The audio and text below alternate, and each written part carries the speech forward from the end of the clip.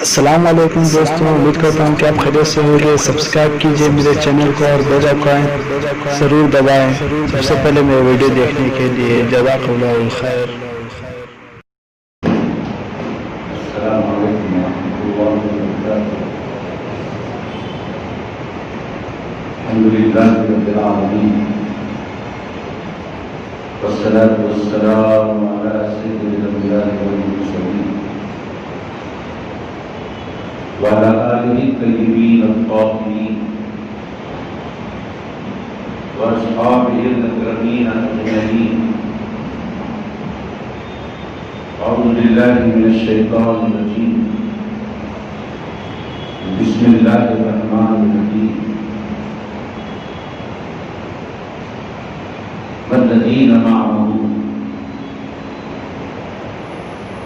صدق اللہ مولانا العظیم وصدق رسولہ النبی الامین الکریم ونحن علی ذلک لمن الشاہدین والشاکرین۔ ان اللہ وملائکتہ یصلون علی النبی یا ایھا الذین آمنوا صلوا علیہ وسلموا تسلیما۔ اللهم صل على سيدنا شفيعنا ومولانا محمد وعلى آل سيدنا شفيعنا ومولانا محمد وبارك وسلم الصلاة والسلام عليك يا رسول الله۔ اللہ تبارک و تعالیٰ کا فضل و کرم ہے کہ اس نے ہمیں آقائے نامدار مدنی تاجدار عالم کے مان کو مختار گلشن ہستی کے اولین فصل بہار سید عالم نور مجسم راحت آدم و بنی آدم سیدنا محمد مصطفیٰ احمد مصطفیٰ صلی اللہ علیہ وآلہ واصحابہ وسلم کی امت میں پیدا تھا۔ ہمارا پرم الراحمین کی بارگاہ میں جمع دعا کرتے ہیں پروردگار ہمارے عبادات کو اپنے نبی صلی اللہ علیہ وسلم کے خیر شرف قبولیت عطا فرمائے۔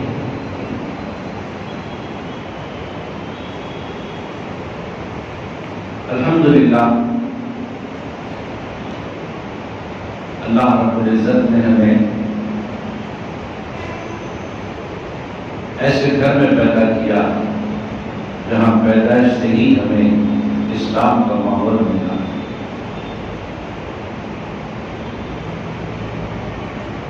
مسلمانوں کے گھر میں پیدا ہونا، رسول پاک صلی اللہ علیہ وآلہ وسلم کی امت میں پیدا ہونا اور پیدائش سے ہی ایسے ماحول میں پرورش پانا،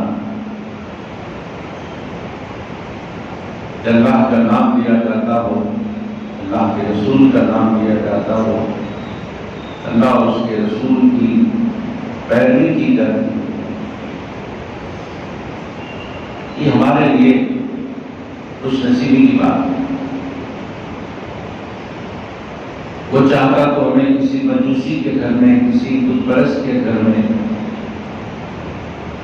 کسی یہودی کے گھر میں، کسی نصرانی کے گھر میں پیدا کر دیتا، لیکن اس کا یہ احسان عظیم ہے کہ امت محمدیہ علیہ السلام ہمارا مقدر کیا اور ہمیں ایسے گھر میں پیدا کیا۔ اور جیسا کہ آپ جانتے ہیں کہ اسلام کے اندر بھی کئی فرقہ بندیاں ہیں، ان فرقہ بندیوں میں اس کا احسان یہ ہے کہ ہمیں اہل سنت والجماعت میں پیدا کیا، ایک سنی مسلمان کی حیثیت سے ہم اور آپ اس دنیا میں زندہ ہیں۔ ضرورت اس بات کی ہے کہ ہم سنی ہیں تو سنیت سے توفیق بھی ہمارے لیے ضروری ہے۔ ایک شیعہ کا بچہ ہوتا ہے، اس کو مذہب شیعت کے بارے میں سب کچھ پتا رہتا ہے، ایک خارجیوں کا بچہ رہتا ہے، اسے اپنے مذہب، اپنے مسلک کے بارے میں، خارجیت کے بارے میں پورے عقائد کی وقفیت رہتی ہے۔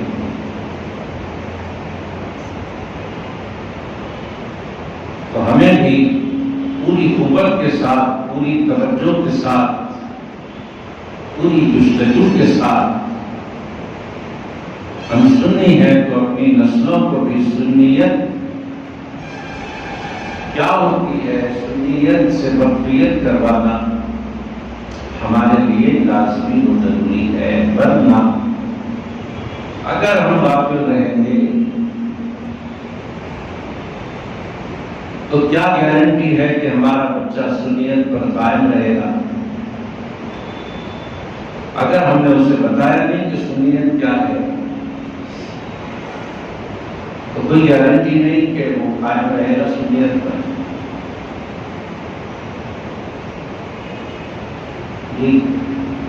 وہ یہی سمجھے گا کہ فاتحہ دینا سنیت ہے، وہ یہی سمجھے گا کہ جھنڈا چڑھانا سنیت ہے،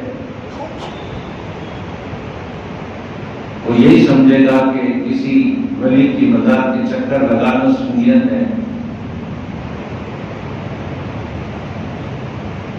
اور ظاہر ہے کہ ایسی ذہنیت لے کر وہ چلے گا، آنے والے دنوں میں کسی کے بھی شکنجے میں آ سکتا ہے، کسی کا بھی شکار ہو سکتا ہے۔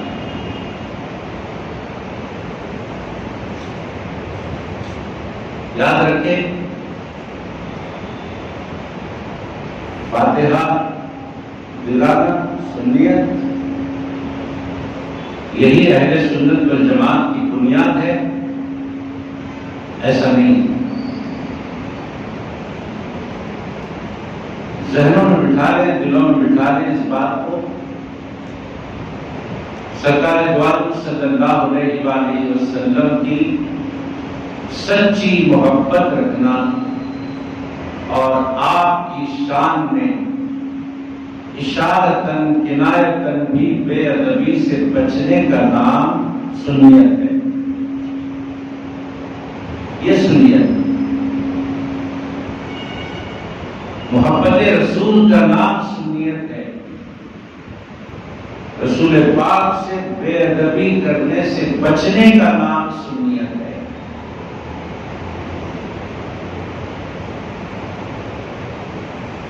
اب رہا فاتحہ، درود و سلام، زیارت، جھنڈا، جب محبت ہوتی ہے تو پھر یہ سارے کام ہوتے ہیں۔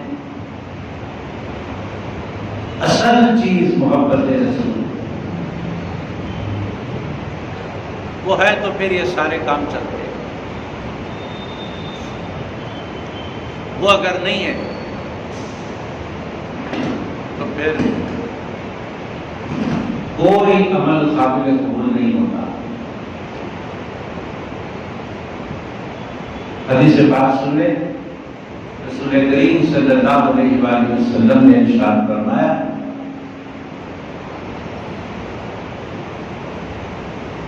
کہ جو اپنے ماں باپ سے زیادہ،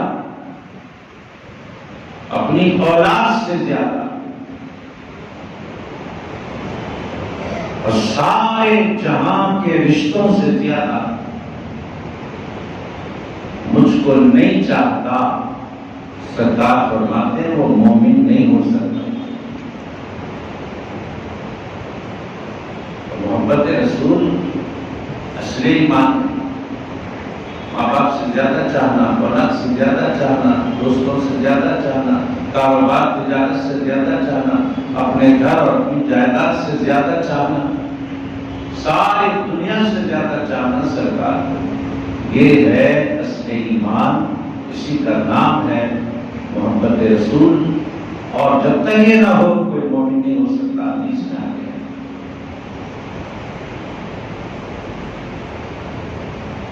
تو ہم پر یہ ضروری ہے کہ ہم اپنی نسلوں کو بتائیں سنیت کیا ہوتی ہے۔ ہم سنی ہیں تو پھر اہل سنت والجماعت کا مطلب کیا ہے۔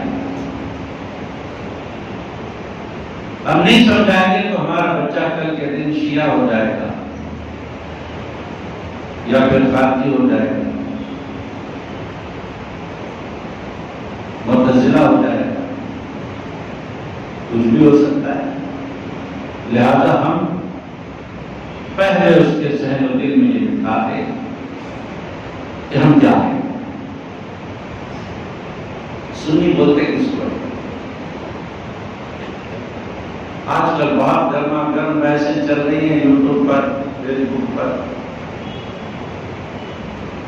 سنیت شیعت کے بارے میں، خارجیت کے بارے میں بہت لیدے ہو رہے ہیں۔ اب اس گمراہی کے ماحول میں جیسا کہ اللہ رب العزت نے فرمایا یا ایھا الذین آمنوا قوا انفسکم واہلیکم نارا، اللہ فرماتا ہے کہ تم اپنے آپ کو بچاؤ اے ایمان والو، اور اپنے اہل و عیال کو بچاؤ۔ آج کے ماحول پر نظر ڈالتے ہیں تو وہی نظر آتا ہے کہ گھر کے باہر نکلتے نہ جانے کتنے فرقے، کتنی جماعتیں، کتنے مسالک ہو گئے، اور ہمارا بچہ جب باہر نکلتا ہے اگر اس کے ذہن میں سنیت نہ ہو تو کسی کو بھی قبول کر لے گا، کچھ بھی ہو جائے گا، گمراہ ہو جائے گا۔ پہلے اپنے بچوں کو سنیت کیا ہے بتائیں۔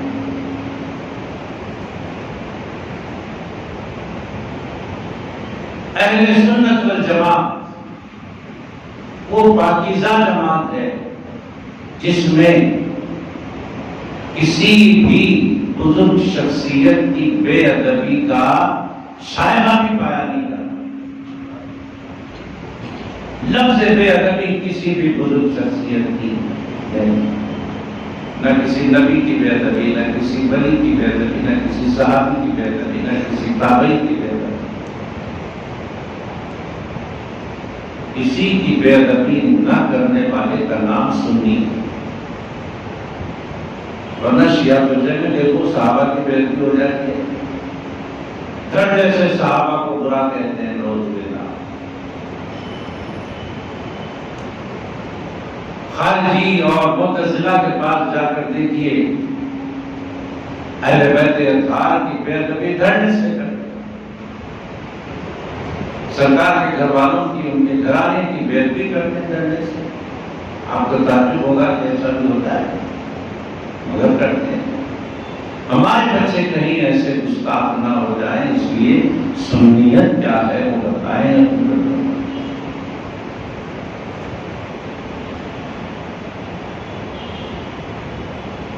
شیعہ جو ہوتے ہیں وہ کیا کہتے ہیں پتہ ہے؟ حضور صلی اللہ علیہ وآلہ وسلم کے بعد ڈائریکٹ بلا فصل خلیفہ اگر کوئی ہے تو حضرت علی، حضور کے بعد خلیفہ حضرت علی۔ شیعہ لوگوں کا عقیدہ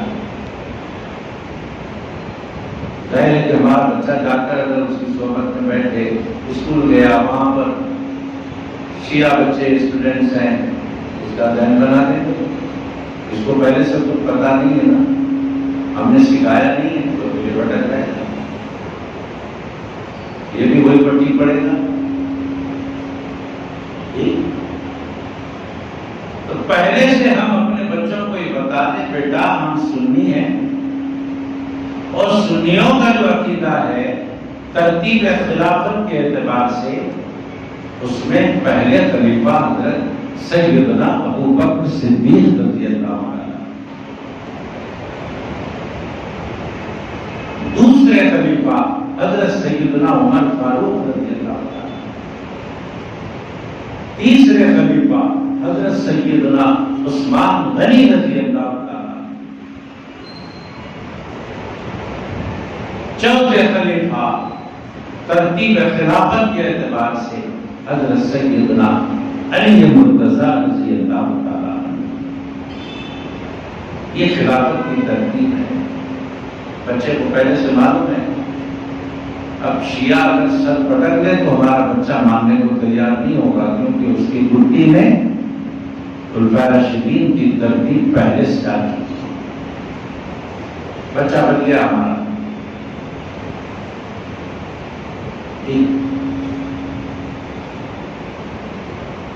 خدا نخواستہ ہمارے بچے کے کلاس میٹس میں کوئی خارجی ہے، معتزلہ ہے، اس کی صحبت مل گئی تو خدا نخواستہ وہ نبی پاک علیہ السلام کے گھر والوں کے بارے میں غلط تصور دے دے گا اور کہے گا کہ نبی کے گھر والوں میں اور عام لوگوں میں کوئی فرق نہیں ہے، بس اللہ کے نزدیک اگر کوئی بڑا ہے تو وہ تقوی والا بڑا ہے، کیونکہ قرآن میں آیا ان اکرمکم عند اللہ اتقاکم، اللہ کے نزدیک وہی صاحب مرتبت ہے، اللہ کے نزدیک وہی بزرگ ہے، اللہ کے نزدیک وہی بندہ پسندیدہ ہے جو متقی ہے، پرہیزگار ہے۔ قرآن سے بتائے گا اور کہے گا اگر متقی آل رسول نہ ہو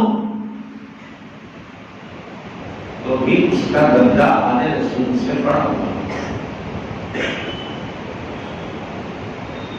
معیار تقویٰ بنا کر، تقوی کو معیار بنا کر آل رسول اہل بیت رسول سے دوسروں کو فوقیت دینے کی بات کر دے گا اور کہے گا کہ ایک آل رسول ہے اور تقویٰ نہیں ہے اس کے پاس، آل رسول ہے تقویٰ نہیں ہے، اور ایک آل رسول نہیں ہے اور اس کے پاس علم ہے، تقویٰ ہے، تو پھر آل رسول پر اس عالم کو، اس متقی کو فوقیت ہوگی کیونکہ اس کے پاس علم ہے، تقویٰ ہے۔ یہ گمراہی ہے جو خارجیوں کی صحبت سے آتی ہے۔ اس سے بھی ہم کو بچنا ہے، جیسے شیعوں سے بچنا ہے ویسے خارجیوں سے بھی بچنا ہے، اور بچوں کو یہ عقیدہ دینا، دیکھو بیٹا تقویٰ اور ہوتا ہے، نسبت اور ہوتی ہے، تقویٰ اور ہوتا ہے، نسبت اور ہوتی ہے۔ یہ فرق بتانا پڑے گا اور یہ بتانا پڑے گا کہ جو آل رسول سے نہ ہو، عام امتی ہو، وہ کتنا ہی بڑا متقی ہو جائے، کتنا ہی بڑا عالم ہو جائے، کتنا ہی بڑا پرہیزگار ہو جائے،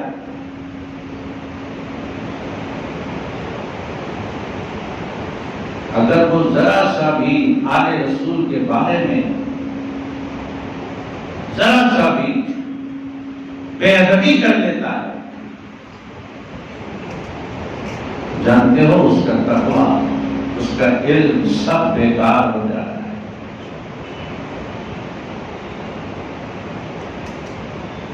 اور اگر آل رسول کی چاہت دل میں رکھتا ہے، آل رسول سے محبت دل میں رکھتا ہے، تو جیسے ان کی بے ادبی سے خسارہ ہے ویسے ان کی محبت سے بہت ساری نعمتیں مل جاتی ہیں۔ انہی نعمتوں میں سے ایک نعمت کا ذکر اللہ کے نبی علیہ السلام فرماتے ہیں، حدیث پاک میں آیا جو اہل بیت اور آل رسول کی محبت میں مرتا ہے، سرکار علیہ السلام فرماتے ہیں اس کی موت ایمان پر ہوتی ہے۔ اور ایک حدیث شریف میں آتا ہے کہ اس کو شہادت کا درجہ دیا جاتا ہے۔ حضرین، ہمارے بچوں کو یہ سکھانے کی ضرورت ہے، یہ بتانا ہے کہ صدیق اکبر کی شان کیا ہے، یہ بتانا ہے عمر فاروق کی شان کیا ہے، یہ بتانا ہے عثمان غنی کا مرتبہ کیا ہے، یہ بتانا ہے مولا علی کا رتبہ کیا ہے۔ یہ ذی الحجہ کا مہینہ، یہ ذی الحجہ کا مہینہ، اور اس مہینے میں حضرت عثمان غنی رضی اللہ تعالیٰ عنہ کی شہادت ہوئی۔ مہینہ آیا اور چلا گیا، اور پورے مہینے میں ہم نے حضرت عثمان غنی رضی اللہ عنہ کو یاد نہیں کیا تو پھر ہم احسان فراموش ہو جائیں گے، احسان فراموشی ہوگی کہ ان کی شہادت کا مہینہ آیا اور چلا گیا، ہم نے ان کو یاد بھی نہیں کیا، احسان فراموشی ہوگی۔ آپ چند لمحے حضرت عثمان غنی رضی اللہ تعالیٰ عنہ کو ہم یاد کر لیتے ہیں، چند لمحے۔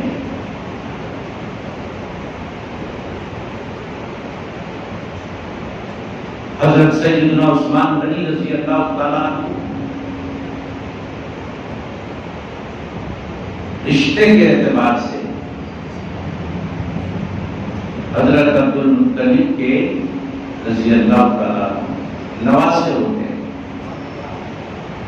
عبد المطلب کے ہمارے سرکار پوتے ہوتے ہیں، عثمان غنی نواسے۔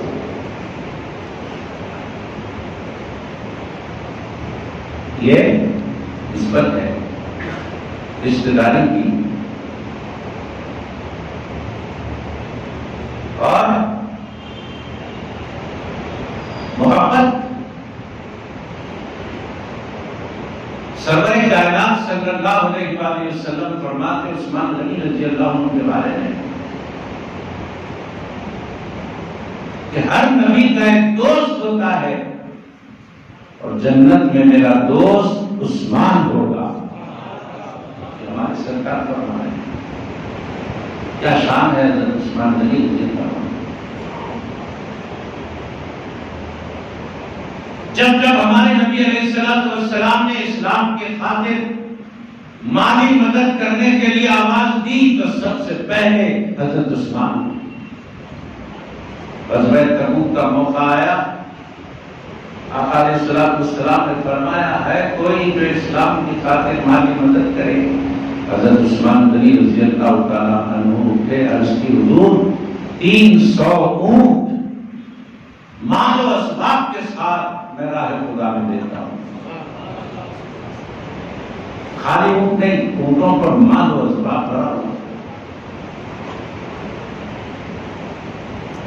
جب ہجرت کر کے صحابہ کرام سرور کائنات علیہ السلام کے ساتھ مکے سے مدینہ آئے، پینے کے لیے پانی تک نہیں تھا، میٹھا پانی۔ آقا علیہ السلام نے آواز دی، اے کوئی میٹھے پانی کا کنواں کھدوائے۔ حضرت عثمان غنی رضی اللہ عنہ آگے بڑھے، عرض کی حضور یہ کام میں کر دیتا۔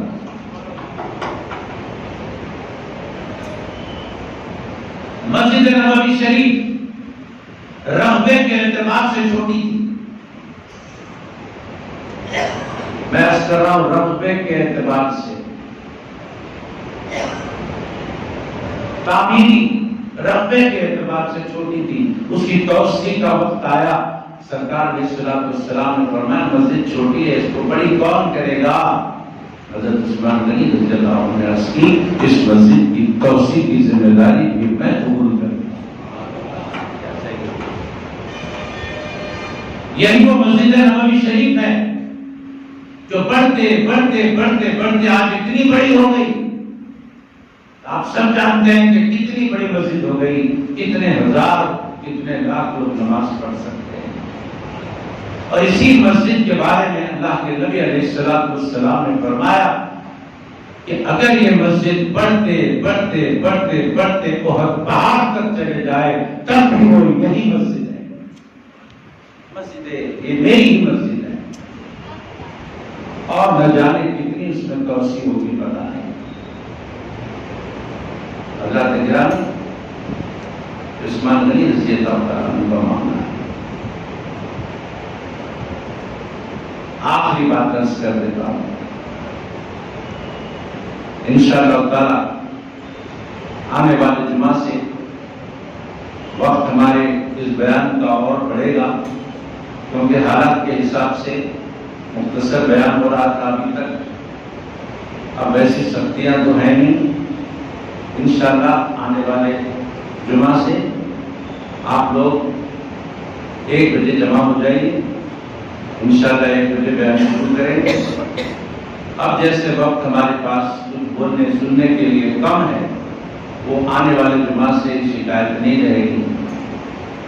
تو 1 بجے ہم شروع ہو جائیں گے تو انشاءاللہ 1:45 تک بیان چلے گا، 1 گھنٹے کا. آپ لوگ آنے والے جمعہ سے 1 بجے آئیں گے. 1 بجے ہم بھی انشاءاللہ حاضر ہو جائیں گے، بیان شروع ہو جائے گا. پھر 1:45 کے بعد خطبے وغیرہ ہوں گے اور اذان ثانی خطبے. پھر 2 بجے نماز تو وقت مقرر ہی ہے، نماز 2 بجے ہوگی. ہم اپنے بیان کا وقت بڑھا لیتے ہیں ادھر پیچھے سے، بجائے 1:30 بجے شروع کرنے کے 1 بجے شروع کریں گے. 1:45 تک کریں گے انشاءاللہ. 1 گھنٹہ ہم سب کے لیے کافی ہو جائے گا. 2 بجے نماز ہوگی، یہ ذہن میں رکھیے. تو آخری بات عرض کر رہا ہوں. حضرت عثمان غنی رضی اللہ عنہ کا ذکر چل رہا ہے. آخری بات صلح حدیبیہ کا موقع تھا. صلح حدیبیہ کا موقع ہے. عمرے کے لیے مدینہ طیبہ سے ہمارے نبی علیہ السلام اور 1400-1500 صحابہ نکلے. مکے والوں کو معلوم ہوا کہ یہ قافلہ آ رہا ہے، ہو سکتا ہم پر حملہ کر دیں. لہذا مکے والوں کو یہ گوارا نہیں ہوا کہ یہ صحابہ کی جماعت مکے میں داخل ہو، لہذا روک لگا دی گئی. تو حدیبیہ ایک مقام ہے جہاں صحابہ رکتے ہیں. وہیں پر ایک شجرہ رضوان ہے، حدیبیہ میں رکتے ہیں. وہاں سے آگے بڑھنا مکے والوں کو گوارا نہیں ہوا. تو ہوا کیا؟ ان مکے والوں سے بات کرنے کے لیے ہمارے نبی علیہ السلام نے حضرت عثمان غنی رضی اللہ عنہ کو بھیجا کہ عثمان جاؤ اور اہل مکہ سے بات کر کے آؤ، ہمیں تو یہاں پر روک دیا گیا ہے. وہ کیا چاہتے ہیں ذرا بات کر کے آؤ. حضرت عثمان غنی رضی اللہ عنہ گئے اور سیدھے مکہ پہنچے اور بالکل صحن مکہ میں کھڑے ہو کر اہل مکہ سے بات کی. جبکہ کعبۃ اللہ سامنے موجود ہے. جب بات ہوئی تو اہل مکہ نے کہا کہ عثمان تم اپنے لوگوں سے کہہ دو کہ اس سال واپس چلے جائیں، اس سال واپس چلے جائیں، آئندہ پھر عمرے کے لیے آ سکتے ہیں، ابھی تو واپس جانا پڑے گا. حضرت عثمان غنی رضی اللہ عنہ نے کہا ٹھیک ہے، ہم پیغام پہنچا دیتے ہیں. جب پلٹ رہے تھے حضرت عثمان غنی رضی اللہ تعالیٰ تو مکے والے مشرکین نے کہا کہ عثمان جب تم یہاں تک آ گئے ہو تو تمہیں اجازت ہے کہ تم کعبے کا طواف کر لو. تمہیں اجازت ہے تم کعبے کا طواف کر لو. حضرت عثمان غنی رضی اللہ تعالیٰ عنہ نے ان کو جواب دیا کہ اے اہل مکہ، تم نے یہ کیسے سمجھ لیا کہ میں بغیر نبی کے اس کعبے کا طواف کر لوں؟ تم نے کیسے سمجھ لیا؟ فرماتے ہیں اگر مجھے یہاں 1 سال بھی رکنا پڑے تو میں ایک بھی طواف نہیں کروں گا، کیونکہ میرا نبی میرے ساتھ نہیں ہے. جس نبی کے طفیل یہ کعبہ ملا وہ نبی کو طواف کی اجازت نہ ملی اور میں طواف کر لوں یہ مجھ سے نہیں ہو پائے گا. یہ محبت رسول ہے حضرت عثمان غنی کے لیے. یہ اہمیت رسول ہے، یہ اکرام رسول ہے. وہاں حضرت عثمان رضی اللہ عنہ نبی پاک کی جانشاری دکھا رہے ہیں، نبی پاک پر جانشاری. اور ادھر اللہ کے نبی علیہ السلام حضرت عثمان کا رتبہ بڑھا ہے. حدیبیہ میں جب حضرت عثمان غنی رضی اللہ عنہ کو آنے میں تاخیر ہوئی، سرکار علیہ السلام نے یہاں پر بیعت کی کہ دیکھو عثمان تو گئے ہیں اور وہ یہ پیغام بھی لے کر آ سکتے ہیں کہ ہمیں عمرے کی اجازت ہے، یا پھر یہ پیغام بھی لا سکتے ہیں کہ اہل مکہ ہم سے جنگ کرنا چاہتے ہیں، عمرے کی اجازت دو تو ہم جا کر عمرہ کر لیں گے۔ اگر وہ جنگ کا ارادہ رکھتے ہیں تو پھر ہم جنگ کریں گے، اس جنگ کے لیے بیعت کرو۔ جس درخت کے نیچے بیعت ہو رہی تھی اس کو شجر رضوان کہتے ہیں، اور اس درخت کے نیچے جو بیعت ہوئی اس کو بیعت رضوان کہتے ہیں۔ سارے صحابہ نے بیعت کر لی، سارے صحابہ نے بیعت کر لی۔ اب بچے کون تھے؟ حضرت عثمان غنی رضی اللہ عنہ تو ابھی آئے نہیں تھے۔ تو روایتوں میں آتا ہے کہ سرکار دو عالم صلی اللہ علیہ وآلہ وسلم نے سارے لوگوں کے سامنے اپنا سیدھا ہاتھ اٹھایا اور فرمایا، اے صحابہ دیکھو یہ میرا کون سا ہاتھ ہے؟ عرض کیا سیدھا ہاتھ۔ لوگ سب نے بیعت کر لی، سب نے اپنے اپنے ہاتھوں سے بیعت کی ہے۔ عثمان کا یہ ہاتھ تصور کر کے میں اپنے ہاتھ سے اپنے ہاتھ پر عثمان کی بیعت لیتا ہوں۔ تو سب نے اپنے اپنے ہاتھ سے بیعت کی۔ عثمان غنی کا ایک رتبہ ہے کہ عثمان غنی کی بیعت خود رسول پاک کے دست کرم سے ہوئی۔ وہاں کعبے کا طواف نہ کر کے محبت رسول دکھائی، یہاں اپنا ہاتھ عثمان کا ہاتھ فرما کر سرکار نے حضرت عثمان غنی کا رتبہ بڑھا دیا۔ کتابوں میں آتا ہے جب حضرت عثمان غنی کو پتہ چلا کہ سرکار نے اپنے سیدھے ہاتھ کو عثمان کا ہاتھ فرمایا تو زندگی بھر حضرت عثمان غنی رضی اللہ تعالی عنہ اپنے سیدھے ہاتھ سے اپنی شرمگاہ کو ہرگز نہیں چھوتے کہ میں اس ہاتھ کو کیسے چھوؤں جبکہ سرکار نے اپنا ہاتھ فرمایا۔ یہ اکرام رسول ہے، بہرحال باتیں بہت ہیں، اتنا ہی عرض کرنا ہے کہ ہمیں ان کے رتبے بھی سمجھنا ہے اور ان کے بتائے ہوئے طریقوں پر عمل بھی کرنا۔ عمل صرف رتبے سننا نہیں ہے اور صرف عمل کرنا نہیں ہے، رتبے بھی ہمارے ذہن میں ہو، دل میں ہو، اور ان کے طریقے بھی ہماری زندگی میں آ جائیں۔ صبح ہوتی ہے، شام ہو جاتی ہے، بتائیے ہمیں کتنے ایسے لوگ ہیں جو تلاوت قرآن پڑھتے ہیں، تلاوت قرآن کرتے ہیں۔ یہ جمعہ سے پھر جمعہ آ جاتا ہے، بتائیے کتنے ایک ہفتے میں قرآن کھولتے ہیں۔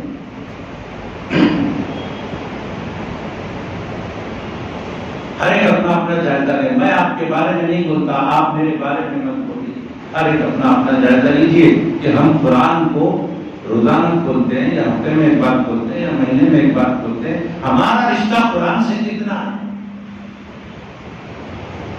سوچیں۔ اب حضرت عثمان غنی رضی اللہ عنہ کا جب ذکر ہم سن رہے ہیں، ان کے رتبے سن رہے ہیں، تو پھر قرآن سے ان کا رشتہ بھی سن لیں